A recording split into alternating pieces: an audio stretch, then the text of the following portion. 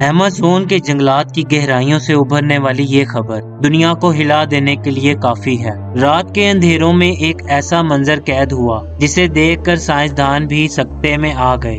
آخر کیا وجہ ہے کہ ہزاروں دیو ہیکل ایناکونڈاز ایک ساتھ پانی کی سطح پر ابھرے؟ آئیے دیکھتے ہیں ویڈیو میں۔ ایمیزون کے گھنے جنگلات سے آنے والی یہ خبر دنیا بھر میں سننے والے لوگوں کو لرزا گئی ہے۔